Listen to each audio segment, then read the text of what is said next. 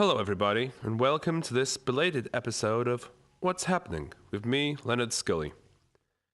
It's been a while since I last put out a communication, principally because my time has been consumed by my efforts to capture some of the singular sonic episodes emerging from the bowels of my organization's Active Projects division.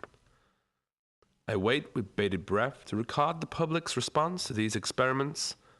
Available soon, goes the advertising blurb. At any rate, I've rolled out this episode to quickly give you an insight into the acts who will be performing at Saturday's rejuvenated Levenshulme Market. A community project, the market sees local folk converging to sell their many and varied wares, undermining the current model of commercial activity with aplomb. Naturally, such an event will be soundtracked by musical entities provided by the Leonard Skully Foundation. In no particular order, let's dive into them.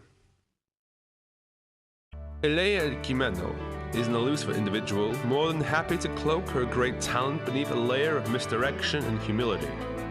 Traits that we, at the Foundation, consider prime virtues.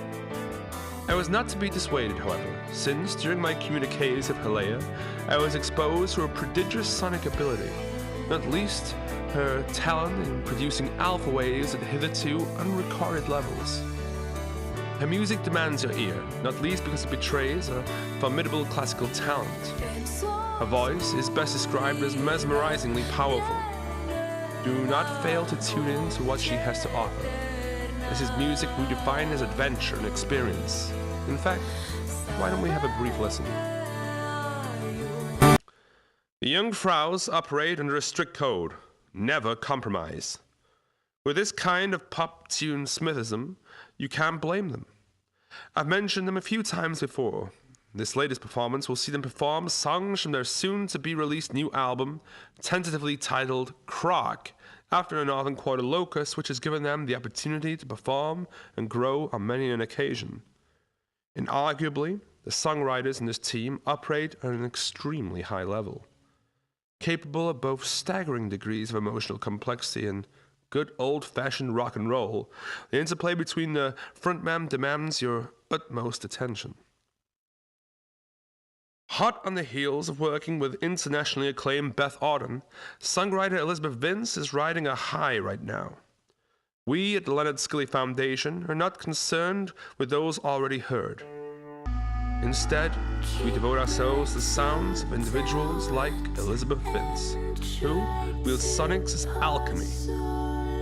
Strange voices, weird distances, and inexplicable beauty and sadness are her trademarks. A voice, a wondrous thing whose emotional power, again, cannot be underestimated. This is ethereal stuff, the kind of music that bleeds through the dimensions and begs of our tears. Politburo have emerged over and over again with a variety of faces to challenge their home city of Manchester. I have spent many a night in frank discussion with lead singer Nick Alexander, talking about his journeys, his hopes, and his failings. Their music is a result of a bewildering stew of experience, a kaleidoscope of variety both lovely to behold and, on occasion, chilling in its intensity. I am told that this will be a daytime set, with perhaps one or two surprises. I am reminded of the ineffable mystery, the beauty of all things terrible and fantastic when I hear their music. Is this pop? I don't know, but I hope so.